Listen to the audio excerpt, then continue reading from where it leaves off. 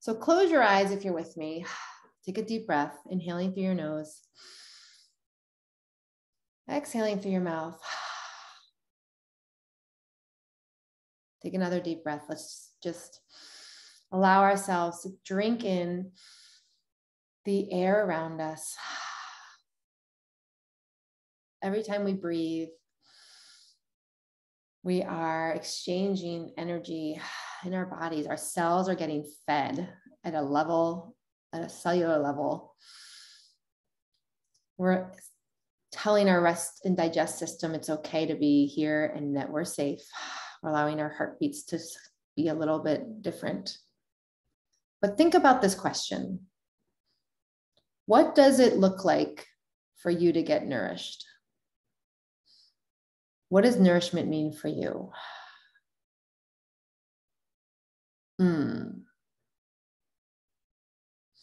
Maybe you've got a visual in front of you of what you like to do that feels nourishing. That is self-soothing, by the way. So connected. Maybe you've got a word that comes to mind if you're audible, thinking about words versus pictures, or maybe it's more of a kinesthetic. You've got a feeling, how you feel. Oh, it's all good. Just drink it in. Open your eyes if they were closed. Ah, yeah. So remember, this is such a great point I'd like to share, but every 60 to 90 minutes, the research tells us that we should move out of task mode and into more of that creative possibilities and self-soothing mode, right? That's called the default mode network when we're in task mode. And this is really, really big for getting nourished, because we cannot get nourished in that task mode. When we're in our to-do list, our brain is like a switch, binary, between that default task mode, the DMN, we'll call it, and then that visionary space. So what can you do? I think a great way to do this, and we'll start with those 5 minutes, right? Less than 5 minutes a day. Set yourself up for success. Go and take a mini break, right? This could be the pause, like those breaths that we just took. You could literally pick your head up from the laptop and look outside at a window near you and notice the colors of the tree light, the tree leaves, and the sunlight. Maybe there's a little animal near you or a bird. You can notice them. The wind rustling the leaves, the grass blowing, the colors, using your senses is the key here. When you're present to that, you get out of the task mode and you allow yourself to be nourished. So I want to preface our time today and let you know what that is and know why it's so important to get nourished. Because if we're just going in that task mode, ding, ding, ding, ding, doing things, like banging out the stuff, being great at what we do, cool, but there's not allowance for anything to be self-soothing or to be nourished in that. So what do you think happens after 8 hours of that nonstop if you don't take a lunch break and get outside or do something with your senses or allow that nourishment? Or let alone a day, what about a week or 2 weeks or a month, or fast forward 3 months or 6 months, and this is how you operate. Pretty soon, without that nourishment, you're literally training your brain to only be in that mode of doing things. And then we wonder why we feel so depleted. We're challenged and thinking like, why? I just feel so tired lately. I know I'm getting my sleep and trying to do these different things, but why do I feel so drained, depleted, or even feeling like that deadness, right? Doesn't mean you're dead, but it means you're orienting towards not feeling alive. Okay. And so tasks are great. I'm all for productivity, but here's the deal. We need to be the person toggling between the tasks and the beingness, like that nourishment space, because otherwise it won't happen. And we're like doing machines. We're really good at it, right? A lot of us are trained in this, and it's just how we are if we're high achievers, like so many of you. And that's the idea, is to know that I can mix it up a bit.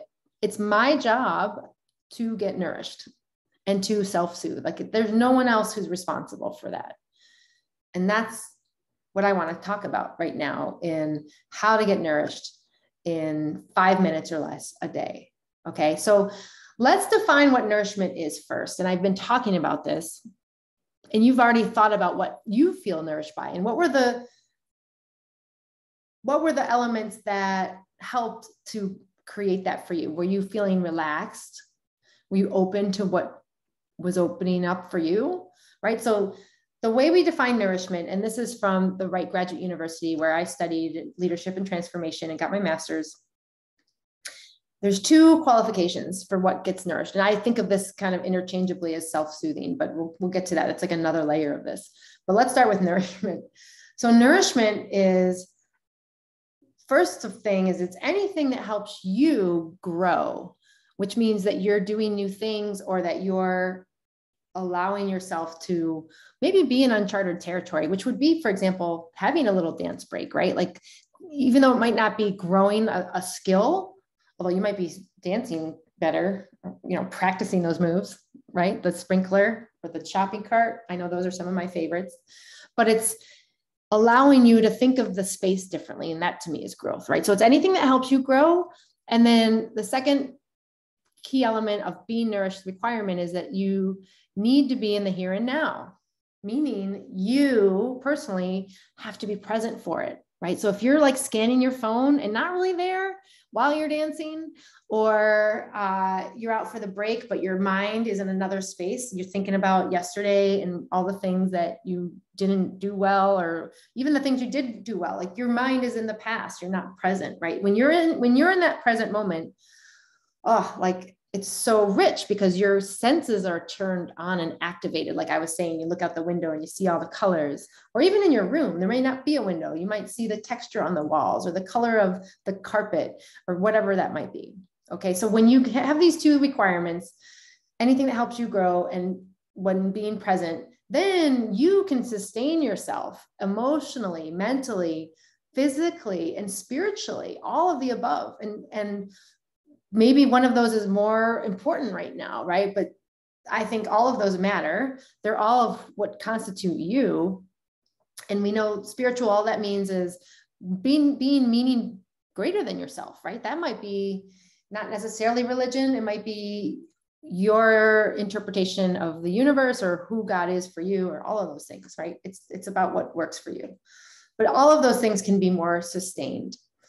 And that's super, super big. So one of the things you can do, which is huge for self-soothing, is to set up your feminine space.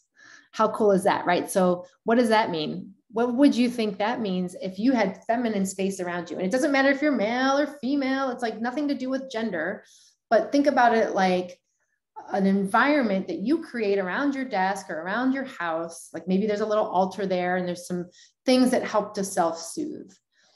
And I think of that as the opposite of masculine space, which might be like really more like right angles and linear things and concrete.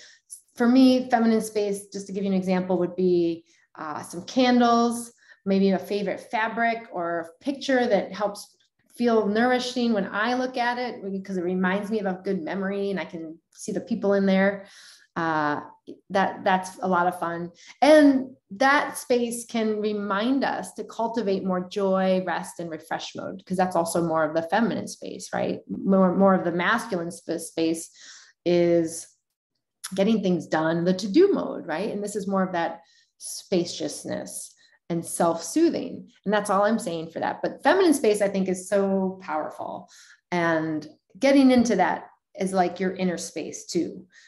So your inner space is the self-soothing space, right? Where we want to make ourselves really beautiful, so to speak, on the inside and match it with what we're doing on the outside, which is our outer space, right? So just know that that can be something to think about as well in terms of self-soothing. When we have things that bring us joy, when we look at them, it can make a world of difference with how you feel with whatever your task is at hand, right?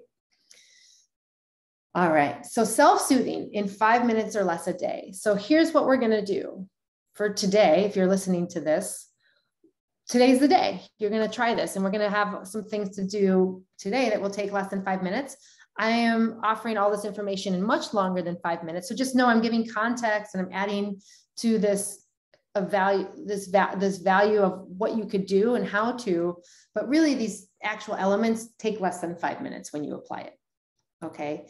And remember, new habits take 30 days or up to 66 days to form and set in.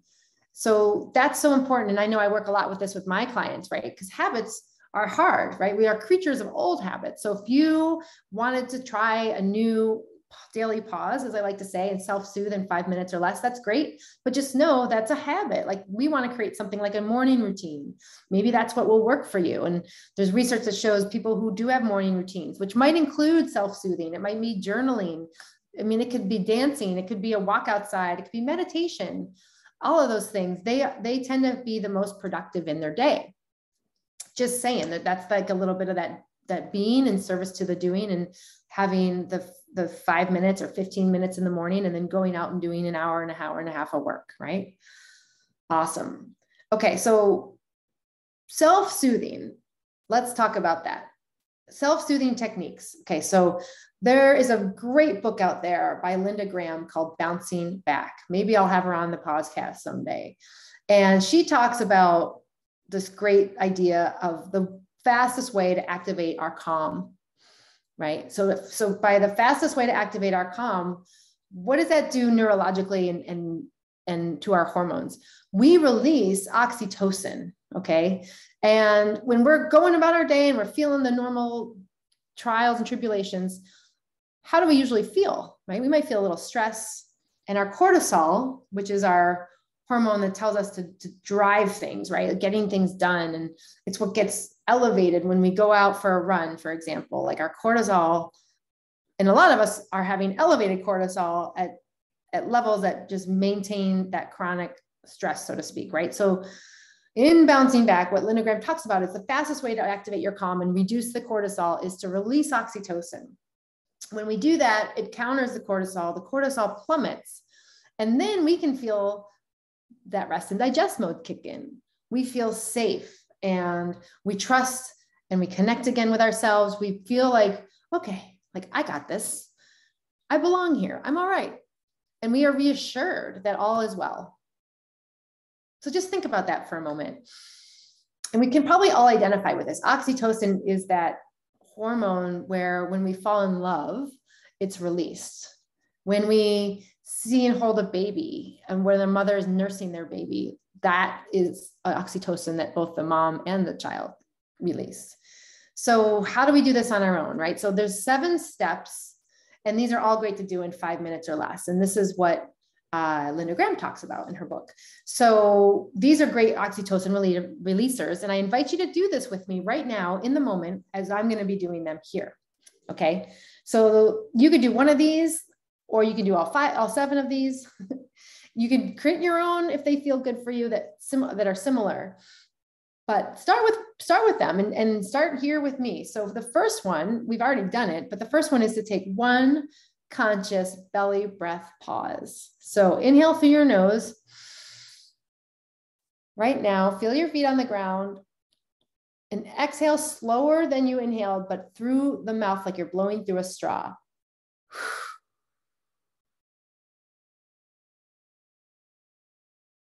Okay, there we go. That was the first one. Wow. Who feels a little different? That was a very intentional breath you just took. I know I feel different. I'm talking a little slower. My voice is lowered. My heartbeat slowed down. I mean, that was 1 breath. Okay, so start there. 1 conscious belly breath pause.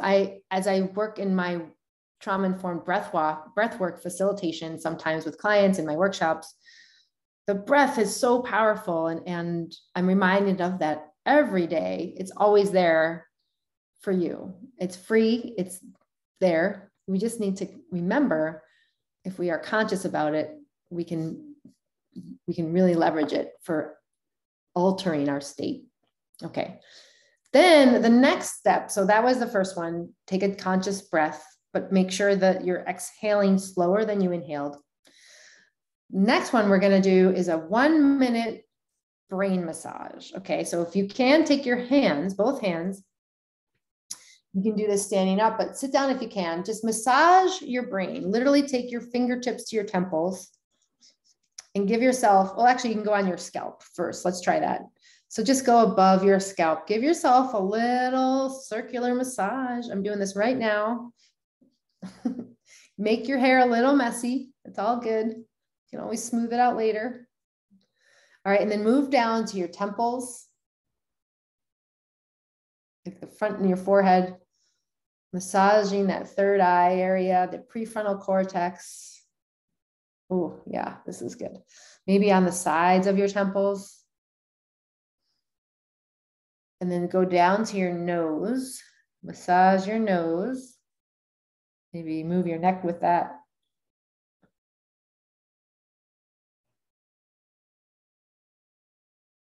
Moving your nose around. We don't often do that, do we? No, I don't.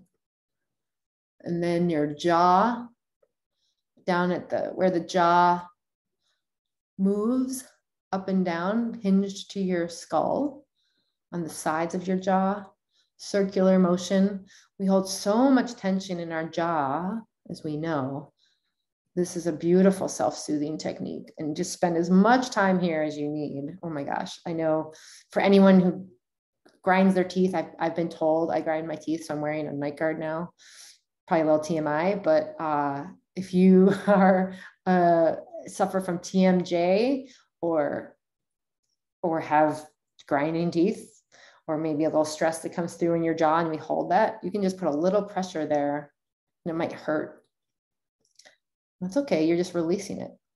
Okay. So then go to your face after the jaw, maybe your cheeks, whatever feels good here. Oh, yeah. Okay. So that's the second one. So taking your hands away, that was about a minute. All right. So then we're going to go through and massage our vagal nerve. So take your hands, take them to the back of your neck. And if you're driving or you can't take both right now, just take one, or do this when you're not driving, even better, because that's going to be ideal. Oh, and right where your scalp meets the base of your spine, there's like a little indentation there. It's like the nape of the neck. Your fingers should fit right in there, a little groove. You just want to give yourself a massage. So what's the vagal nerve?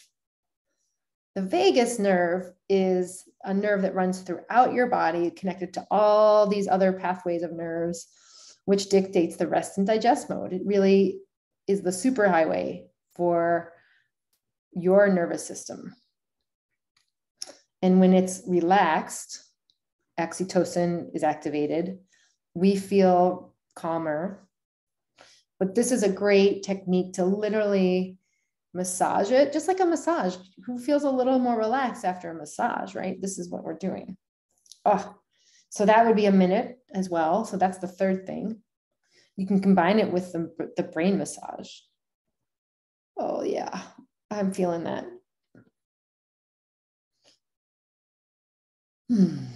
Maybe take a big breath, a sigh. So that's another minute we just did. And now for 20 seconds, the fourth thing is to hug yourself. Go ahead and take both hands, cross them in front of you, and grasp your arms or your shoulders. Squeeze slightly. And just allow yourself to be present for a self-hug.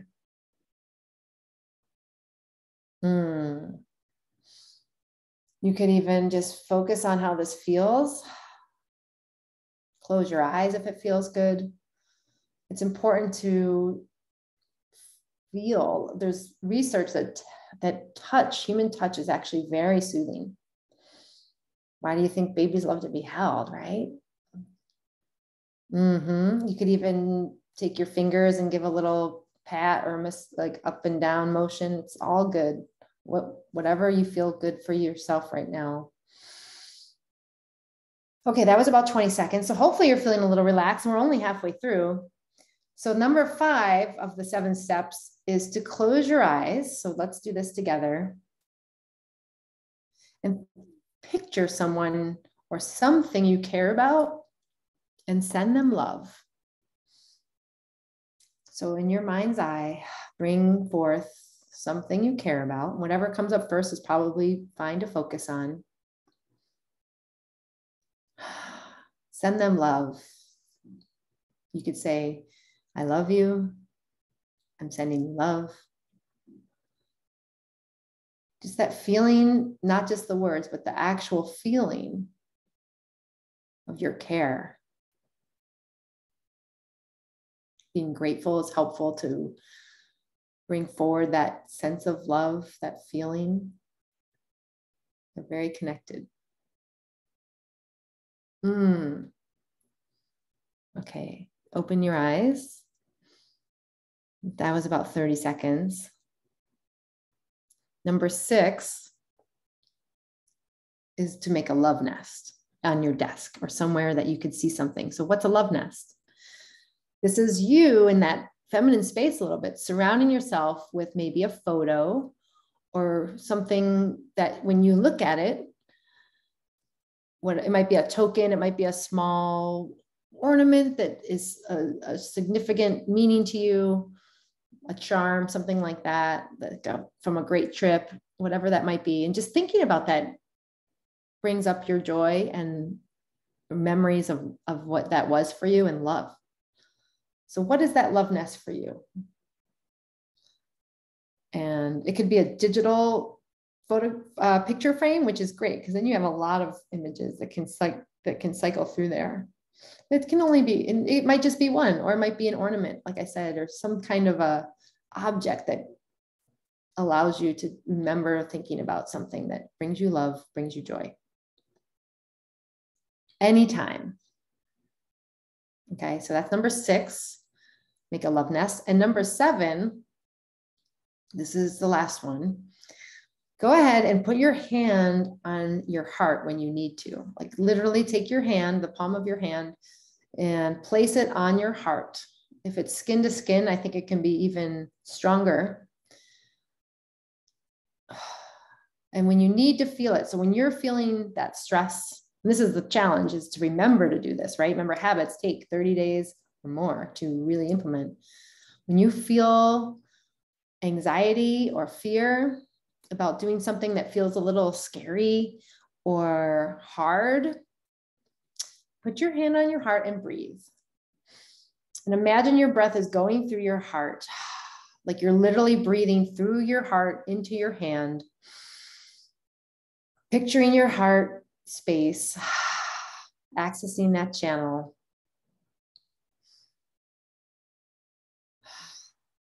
We're entering heart coherence when we do this, by the way.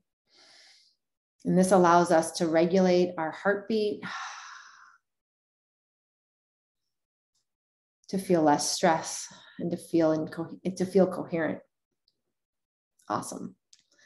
All right, take your hand away, open your eyes if they were closed, and that's it. We just did in 5 minutes or less. Now that took a while because I was explaining it, but you could do those every day and it would take less than 5 minutes, and you could do 7 things, or you could just do one of them, right? Maybe you just like the vagus nerve massage like me, and you do that, okay? And I got a bonus one for you too. Okay, so this one I think is powerful, and I learned this from the Right Foundation, which is to find refuge in others.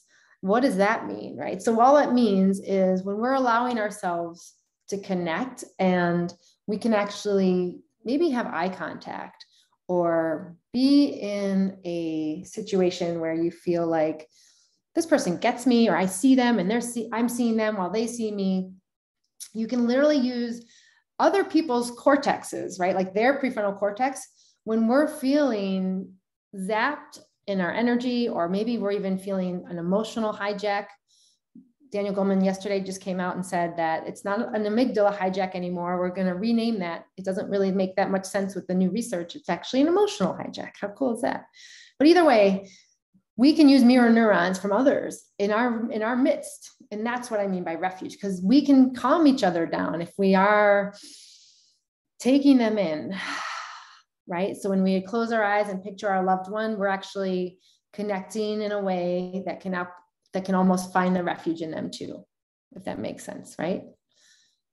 Okay, so thank you all for going through those. If you practice those 7 steps with me, real quick, just a recap, is a belly breath pause is number 1. We can do a brain massage. We can do the vagal nerve massage, 20 seconds self-hug, 30 seconds picturing someone you care about and sending them love, making a little nest on your desk that symbolizes love and joy, putting your hand on your heart when you feel fear and breathing through your heart space and being coherent in your heart, And then finding refuge in others is like the bonus one. So there you go. There's so many. I want to share, why does this matter, right? Like, what does this have to do with getting out of overwhelm or feeling less stressed? And I kind of have touched on it, but the bottom line, and this is why the self-soothing is so important, is that when we're doing our things in the world and going out and crushing it in ways that we do, we need to bring our being along. Our being needs to be integrated with the doing. And I think for so long, and our culture is a little over-indexed in this these days, right? And I know you in the medical fields, some of you are on this call, some of you are on this listening. If you are in that field, like, props, man. I'm so honored that you're listening, because I know you need this more than most folks right now with COVID and the pandemic and just being overworked. But when we're integrating that being, just taking the moment as you walk down the hall or get in an elevator, you can practice one of these. It might just be to close your eyes and connect in that breath moment. But our being and doing, when we integrate those, we get better sleep. Our adrenals function better. We digest food better. Honestly, when we're sitting down in rest and digest mode, we can digest things. Like, our protein will be actually used in ways that it might not if we're rushing and eating on the go. We're not reactive. We're not spinning out of control. We're actually calm. We can do things that may have felt more challenging in the past, right? You're doing them in stride. You're prepared for that ambiguity or the curveballs that are so what we encounter every day, right? That's just the reality of where we are. So every time we get more nourishment, we are more emotionally connected to ourselves. Our EQ rises. We become more impactful. Our leadership grows, and we're able to change up that stress mode, going from anxiety or fear, whatever it is, just just the go, go, go, and move into rest and digest. And that and be in that space of the nourishment, right? And Rick Hansen says this. He's in the podcast as well. I think earlier in one of my seasons, he was talking about this. But we need to be aware to take in what is happening. Like, we need to have that physical awareness. That's the presence, or we miss it, or we don't, or it doesn't stay. Okay, like, that's big. Because how many times you catch yourself going through the motions of things? Like, I know I'm guilty of this, but then we're like right back to multitasking, where we didn't really register the walk we took because I was looking at my Facebook feed or whatever, right? And I'm laughing because it's true. It's like what we do, right? So what is still missing for you? What is that's the question. What is still missing for you? Maybe there's new rules you can make, or there's new boundaries you can set, or priorities to take, like a morning routine. The non-negotiables for your self-soothing, what are they? Intentions you want to create. All of that is so important. All right. So give yourself a little moment to stretch here. Just take this all in. What are you getting from this as you are listening? I want to tell you, if you're here and you found this information, you're on the right path, because something inside of you is wanting more, for feeling that vigor again and feeling soothed and safe, so that you can relax when you like on a moment's notice, in a trigger moment, when you feel flooded, literally flooded with the cortisol, right? Like, this is the stuff we're talking about. This is life-changing skills. And I'm so grateful to be sharing this with you today. So if you found this helpful and you think this is important and you're like, yeah, I'm going to try this. Awesome. You can grab Linda's book, which is incredible. I would say that's a great place to start, but also know that there is more for you here. And I invite you to be curious about this and reach out to me. Actually, leave me an audio message if you're listening to this on the podcast, If you're here in the live training, awesome. I'm glad you are here. And I want to hear from you. Like, how are these going for you? What is it that you think you're challenged by? And you can book a one-on-one call with me, the Amplify Your Impact Strategy session. It's a 45 minutes. Actually, I upped it to 45 minutes because I was noticing that people still had more to share, and I could help them more with more time. And that's all I want to do, is be able to help you get to the root cause of what's going on, so that we can start to change a habit, or that you can start to create a new plan for self-soothing. So no excuses, right? No excuses, people. You can start this now. You can start this today. If you did this, congratulations already. And if you want more support in this, let's talk. I want to hear from you. Go ahead and book that call, tinyurl.com/pause now. And we'll do this together, because no one can do it alone, right? I've got you. You've got you, and I've got you. So thank you so much. And I'll see you very soon. It's so good to be here today. Take care.